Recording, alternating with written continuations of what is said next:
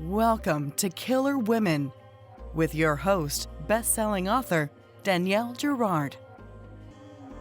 And now, Danielle's next killer woman. All right, welcome to the Killer Women podcast, a proud member of the Authors on Air global network with over 4 million listeners. I am your host, Claire, and my guest today is my mom, suspense author Danielle Girard. Danielle is a USA Today and #1 Amazon bestselling author of 16 novels. And today we'll be talking about her newest book, Up Close, which is available now. Thank you so much, Claire. It's so fun. You've been wanting to do this interview for a long time. So here you are, the star of the show, and I am really grateful. Claire just graduated from college. She's off to Europe for a fun trip on Saturday. So she's squeezing this all in, and I'm really grateful. So I'm happy to be here and celebrate you. Thank you. So, tell your listeners about the book. So Up Close is the third book in the Badlands thriller series, which is set in the fictional town of Hagen, North Dakota. The books do stand alone. So if you haven't read the first two, Whiteout and Far Gone, it's not necessary. I always think if you're a series person, start at the beginning, of course. In Up Close, the book opens when 3 teenagers have died under very different but suspicious circumstances. One drowned, one drove his car through the plate glass window of the diner in town, and the third is found in a ravine. And Kylie Milliard, who's our detective and is our detective in the series, is faced with figuring out how these are connected, what is going on with these teenage kids, and how she can stop it before the next kid dies. That is exciting. Now, the first 2 books of the series, the Badlands thriller series, are centered around Lily Baker, Whiteout and Far Gone. What made you change, directions and focus mainly on the detective Kylie Milliard?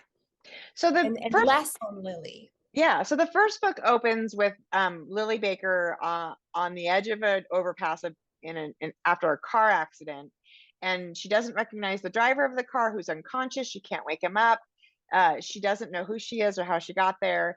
And so that whole book is really about her uncovering this sort of horrible thing that happened to her in her past. And Kylie is the detective in town. She's the only detective in this small town of about 1,000 people. She's also the only female on the police department. She's from Fargo and she's an outsider. So in those books, she's really just getting her bearings and trying to help Lily, obviously in sort of the situation while investigating the death of another woman who Lily knew. And so and then Far Gone sort of continues that and introduces another character, a young woman, a teenager named Hannah, who also appears in Up Close. But I felt like, Kylie had all this, her own backstory. She came to Hagen from Fargo, which is where she grew up. It's a much bigger town, but she couldn't be a detective in Fargo. She didn't have the credentials. And so she came to Hagen to basically get the experience she needed to go back to Fargo and get the detective job. But as the series has progressed, she's also found that she loves this small town. Yeah, and she's found a community, and there's a gentleman that she cares about, and so it becomes a real conflict for her about, does she want the big detective job in a big town, or is there enough in Hagen to make her want to stay there? And so it felt like an opportunity, and this is at the moment the last book in the series. I always say that, and there's only 4 books in the Schwartzman series, but I have a 5th book in my brain. So the question is, if I write it and when I write it. But for now, this is the end of the series, and I feel like, if you read books 1 and 2, Lily Baker is in a okay place.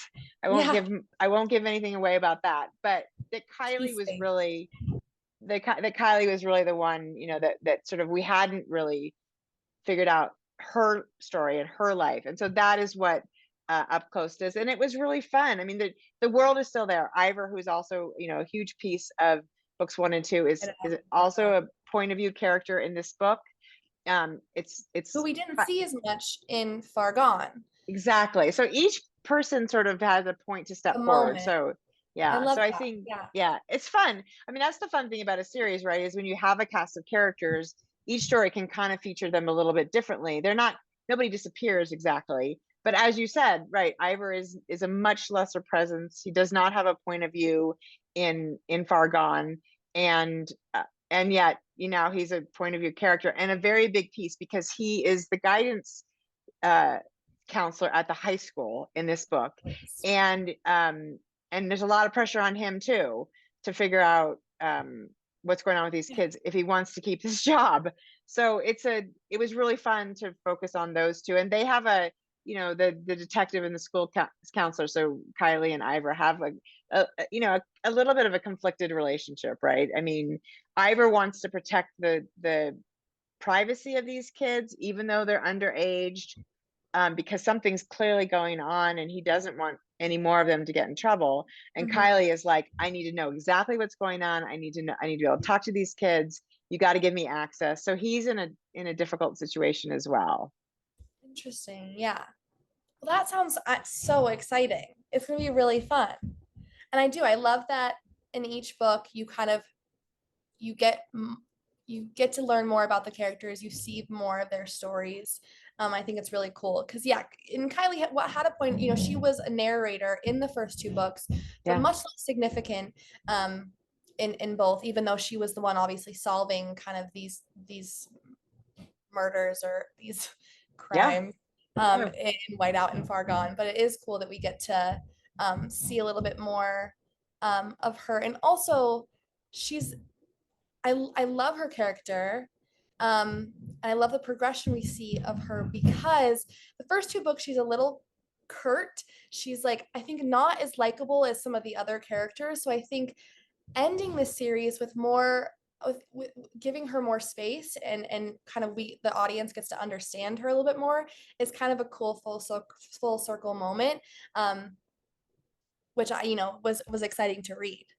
I appreciate that. I do think that there's truth in the sense that she was sort of an unwilling participant in the town when she got there. She was an outsider. She didn't want to be there. That obviously shows. You can tell when somebody doesn't want to be somewhere.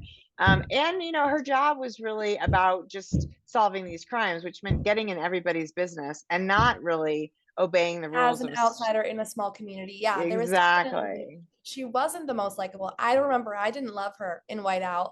I liked her a little bit more, but still not. She was not my favorite character in Far Gone. So seeing her, I think, like you said, settle into the community was really, really cool in this book. Thank you. Yeah, it was really fun to write, and it was fun to, because I think even unlikable people, usually they have a story about why they're unlikable. So it was fun to get a chance to dig into her, and I do feel like it's a fun feeling when you are ending a series and you feel like everybody is going to be okay. Everyone's safe and healthy, except the dead people, because they're still dead. But, the main, and it is cool that we also get to see Lily and Hannah, because they were huge parts of the last book. And Lily of the last 2, it was really about her, centered around her. So being able to see them in this book was also really, really nice. Thank you. As you know, I love when, I've gotten frustrated at you before for like not finishing like a romantic story, or like not finishing like a character's development. I remember in the Schwartzman series, the Anna and Hal thing. Yeah. But anyway, all right. So I have a few questions for you, more about just you as a writer, your process. What inspires your writing? It is dark writing. What inspires it? I know, right? I mean, as my child, you probably know dreams of murder. You probably know the answer to this. I mean, we talk about this at the in the family, because I think I'm a worst case scenario thinker, which you have grown up with. So, unfortunately, I And yeah, probably made you a worst case scenario thinker yeah, too. I think, I think writing is a way of working out my own fears. It's a way of tamping, my anxiety about the world, about my disappointments in the way that justice is actually served totally. or not served. And I think it kind of calms the part of me that just needs to be reassured that even if justice isn't wholly just, at least there is justice out there, even if in this, lots of cases it is fictional. So I think that's probably why I write. I also, there's something, so I mean, when I'm in a book and I'm at my computer, I mean, hours and hours pass. It's Hmm. just this incredible, I don't know. It's just it's like a beautiful meditation where I don't even, I kind of sort of come to and realize, oh my God, I wrote Yeah, 1,000 words and I wasn't yeah, even, so I don't know. It's definitely the thing I love. I'm also, like, as you know, I'm such an avid reader. And I wasn't always an avid reader. You're actually a much more avid reader than I was at your age. But at some point I discovered how much I love story and yeah, books. And we sort of grew up in a family of storytellers, right? I mean, my dad, Papa was yeah. a huge storyteller. Nicole, I mean, my Yeah, I was siblings, about to say, so yeah, yeah, it's Nicole's a great storyteller. I mean, I think it was sort of in our blood. And so yeah, that, it's just the joy of a story too. It's the joy of unpeeling. And I think there's something, and you do that, this too from your own studies and experiences, is that it's really interesting to peel people back, to peel the layers of, like, yeah, somebody looks a certain way, right? They project this, I've got it all together, or I'm a mess, or I'm tough, and if you peel back the layers, of course, there's all sorts of stuff inside that are contradictory. And I love to explore the contradictions that we yeah. all are. I mean, I assume you just fall in love with the people you write. You become them, you step into these roles when you're writing from their point of view. It probably is. And it also is like it's you like you said, such an escape, you know? Um, yeah, but so is writing romance. Like I just, what is it about, it is the like, is it what is it about the genre? I mean, I know the story of the first book. Is it just something that felt natural? Did it come, most women I know, they love true crime. Any podcast I listen to, the shows, the movies, if there's some sort of like, we really there's like it's like not I don't want to say sick fascination, but we really do like to know. And I think part of that, especially being a woman, it's like a curiosity of like what would I do in that situation? Like we're more vulnerable than others. Like what so that's why I sometimes I get really wrapped up in these stories. I also, for me, like Suspense is one of the most fast-paced, but they're like the quickest, you don't really want to pause. There's so many cliffhangers, there's so many questions to be answered that they go fast. Are any of these things reasons or do they factor into why you write what you write? I think it's a good question. Like, as you know, from, like, we talked about the first book, my first writer friend was a romance writer. Mm-hmm. Um, and, I still enjoy I enjoy romance. I enjoy Yeah, literature. I think there was something in me that, literally I just started writing and there was a dead body. But I think really it comes down to stakes. And, totally. there are no higher stakes, right? There's no higher stakes. Life or And death. it's not, yeah, life or death, but also, like, justice and redemption. And I think those are the things that really impact us. And love, of course, is one as well. And, And and that's I, in these books. It's totally yeah, yeah, it is in all the books. it is in the But books. And there's some, I struggle sometimes with the idea that, a romance can be often sort of like there's a miscommunication and then they fight. And for me, that only sustains my writing interest for a short amount of time. People do it beautifully, and it's the biggest genre. So I'm not at all dissing no. romance writers, but for me, I think it's the pace, it's the stakes, it's the danger. And to your point, it is about, we're women and we're more vulnerable physically. So there is a part of it's probably like, how would I deal with this situation? How could I get out of the situation? It's funny that I know you love true crime, and obviously it's a huge true crime actually scares me because I know it's true. Actually, horror, but like anything actually scary, like you don't actually watch.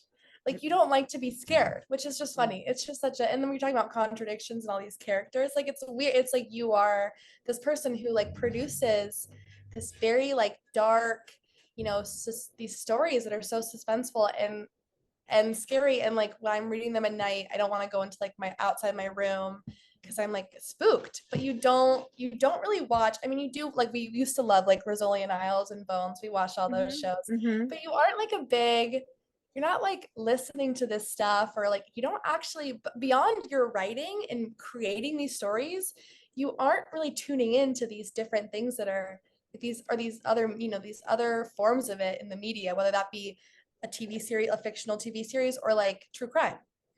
Well, it's funny, like, so I read so many thrillers also because, of podcasts. I'm reading, You're right. six thrillers a month, which is wonderful. And I do love thrillers, but there is something about when it's real I know. that scares me. And there's something about movies and I mean, so Rizzoli and Isles, it's always like, there are moments where they're being like chased and it's scary, but it's not like watching a Stephen King movie. Or like Silence of the Lambs, which, people compared my very first novel to that book, and I never could read the book and I never saw the movie. So Silence of the Lambs is not as scary as like, it's not as scary as it I feel like it used to be. Maybe like the newer horror and crazy stuff is terrifying. Ari Aster, Jordan Peele, there's so much scarier stuff out there now, but that's horror. It's a little different, but you don't like to be scared. It was plenty scary for me, and I left in the middle, and I will never watch it again. And I'm, and I really don't, even like even watching the shows, the crime shows, I have a tendency to try to fast forward to the moments where somebody is like being stalked or chased. I don't know. I think like you said, it's an interesting contradiction. I can't explain it other than that's just the way it goes. And wow. I love it too. I like all of it. I like being a little scared. It's kind of fun. Sometimes. All right. So you were talking about how you get lost in the process. Like you'll be writing and then look up and it's been hours have passed. Does writing always energize you, or does it ever feel exhausting? I mean, can you speak to the process, or maybe what the most difficult part of the process of writing is? Of course. I mean, I know, of course it doesn't always energize me. I think it's when you have an idea and you're in the moment and a scene is unfolding and the characters, I sort of sometimes feel like I'm a conduit, right? There's a muse talking to me, and all my job is just to move my fingers on the keyboard. And then of course the something happens and I realize something I did doesn't work, and I'm going to have to go back or, cut something, and then it's hard. I mean, it's a very individual thing. So there's nobody there to say to you like, oh no, you got this, except for, you can call writer friends or your children and they'll say that. But, so it's a mixed blessing, of course, but, when it is going well, it's the most amazing experience. It is so energizing. And I come away from, because you live with me for a long time, I come away from a good writing day and I am like dancing and and then I come away from a bad writing day and I'm like a little lump of clay in my chair. Right. I go to bed. Right. And to read. What's that? Read. You go to bed and you read. It's true.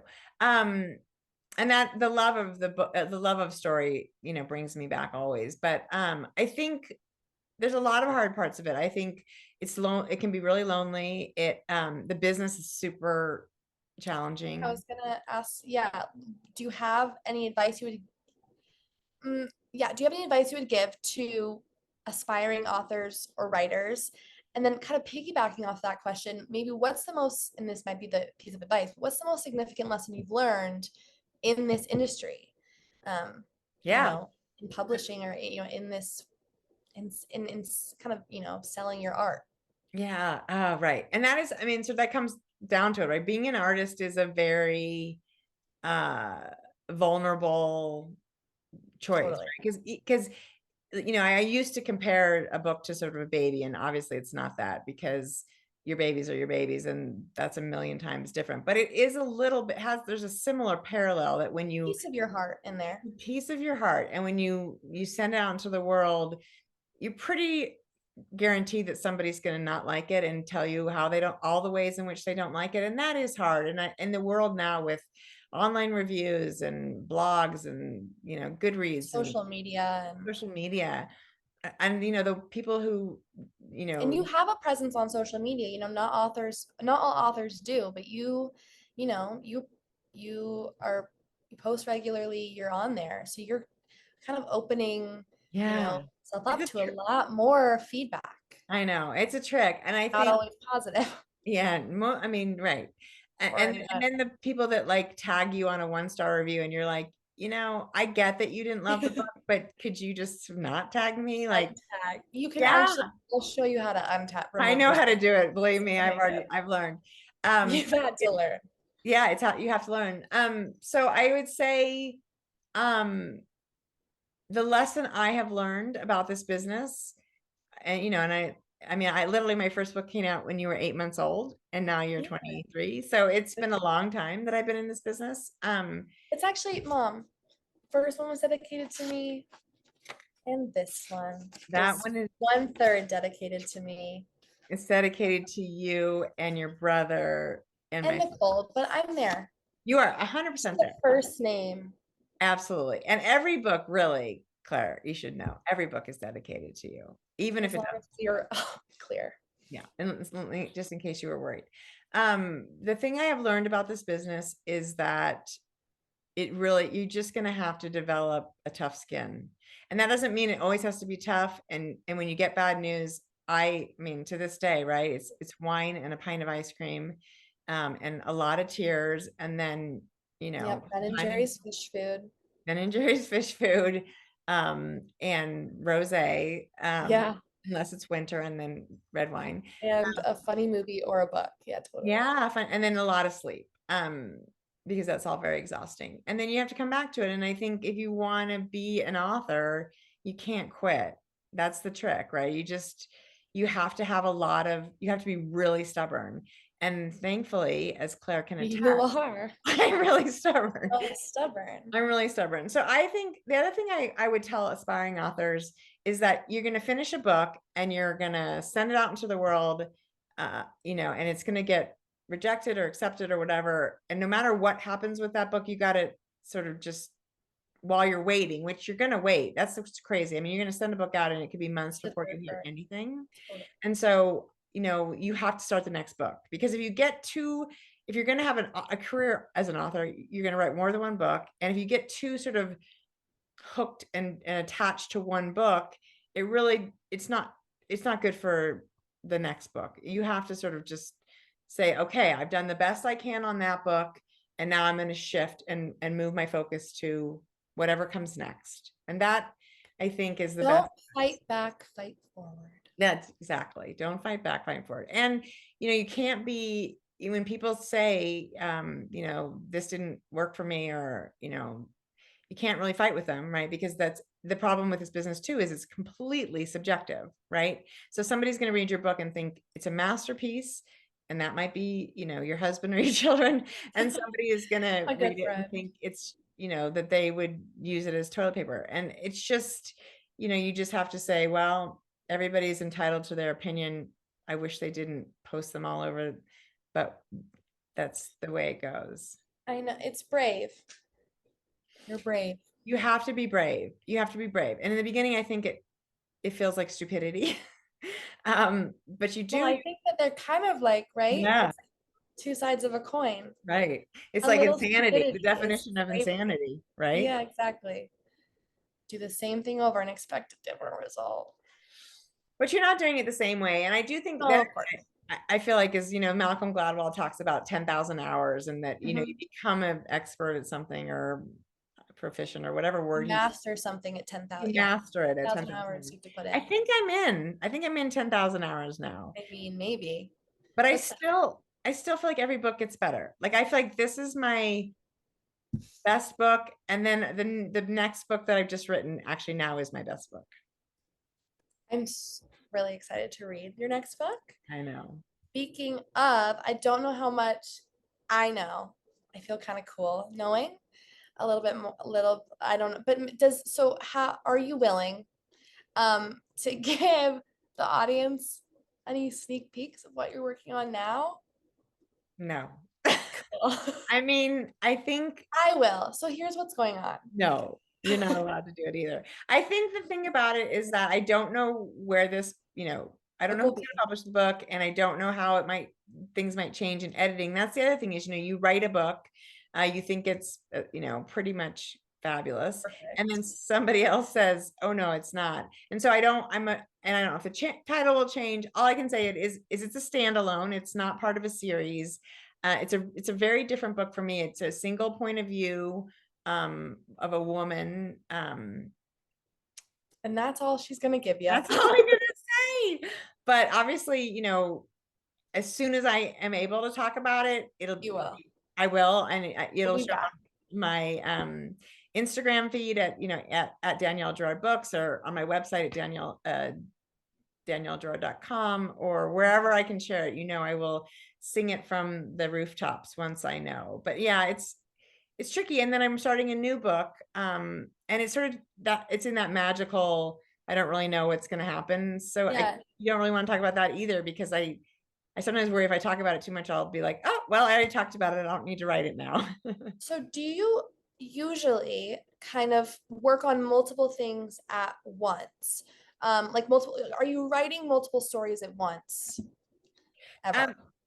So I traditionally haven't done that. You're always working on sort of you're promoting the book that's coming out, and you're editing the book that's next, and then you're working on whatever will be after that. So there's always sort of multiple books in process. But in terms of actually writing more than one book at once, I have not traditionally done that, but I am doing it now because I'm working on a collaboration. So exciting. Yeah, it's super fun with two incredibly talented suspense author friends, women. And I can't talk more about that either, but that is obviously, as soon as there's more information on that. There's a lot coming. Yeah, there's a lot coming. And I really, in addition, as I mentioned, I have a fourth book I would love to write, or fifth book I'd love to write for the Schwartzman series. I have, and I know that's your favorite. Claire has a favorite series. And I also would love to go back and write sort of an origin story for the Rookie Club, which was my very first series. So I have not read. You have not read that. Yeah. So it's, and I forgive you. I did tell you guys that you weren't allowed to read my book. Yeah, I started with Exhume. Yeah. And I fell in love with Annabelle, and Hal, and I read that series. And I think as much as I adore Lily, and I really have loved the Badlands Thriller series. I think, and it's also cool to have seen like the writing change. Like I just think it's like you've just grown in these books, and I feel like I see that in your writing, and I love this series. But there's something, Exhume has a special place in my heart because it was the first series I read by you, and I think it was the first time where I was like, my mom is a little bit or you know what I mean? But in like a good, that's the first time you realized it was reading the book. I knew way before that, but it was interesting to like see a different part of you. My entire childhood I grew up and you were in the basement writing, and I wasn't allowed to read what you were writing, and there was less like it wasn't really around us ever. And then Exhume, there was kind of like a new chapter in your career, and I began reading then, and I just fell in love with you through your writing and with that story.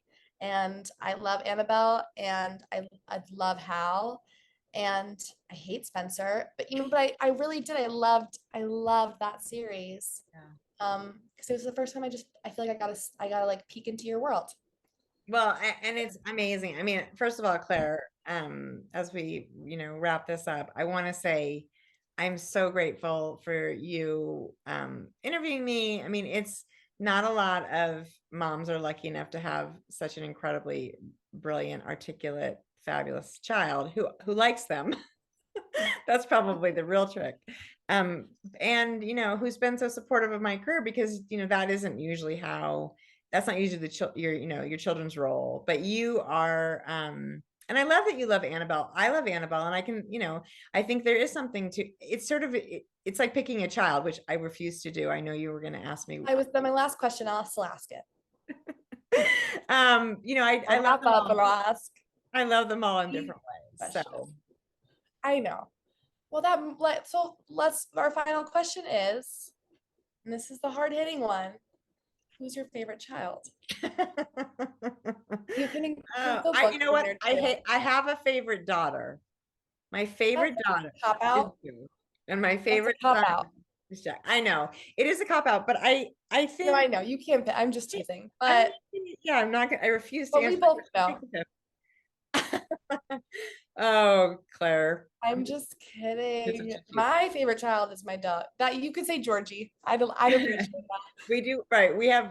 Claire and I have not twins, but we have baby puppies that love each other more than they love us. That is true. That is definitely true. I refuse to say that. Teddy loves me the most. No, Teddy does. He loves you the most. Georgie could kind of. And I think. Yeah, about me. He doesn't really love he loves himself the most. I think it's actually a healthy attitude. Well, it's good. I mean, I think self-care and self-love is very important. So I'm excited to come home to them. I know. And this was amazing. And I'm really, really grateful. And this book is dedicated to Claire and her brother, because I'm my aunt and my aunt. And it does sister, my aunt. It says, for Claire and Jack, my greatest blessings, for the gifts of joy, laughter, love, and awe that you each bring to my life and to the world. And that is 100% nonfiction right there. I love you each to the moon. I love you each to the moon. Nicole. She's in there too. Yes. It has been so much fun talking to you today about your book. I love you endlessly. You are one of the really, truly one of the coolest people I've ever met or known about. I don't think enough people know just how strong and tenacious and resilient and compassionate you are. And I could tear up thinking about you and how lucky I am to have you as a mom. Wow. Well, that is the most beautiful gift ever. And Claire, you're your own version, but you are already so far ahead of where I was, and I cannot wait to see the amazing things you do. And congratulations on your honors graduation, your honors degree. And thank you so much for being the one to interview me on my new book. So everybody, it's out now. See how darling my daughter is. Now you have to go buy a copy. Please, for me. I'll see you. Okay. This has been Killer Women, and it's me, your normal host, Danielle Girard, being interviewed by my incredibly fabulous, brilliant, wonderful, gorgeous, all the words. More adjectives. Yeah. More adjectives, daughter, Claire. Thank you for joining us today. We'll see you next time. See you in Ireland, Mama.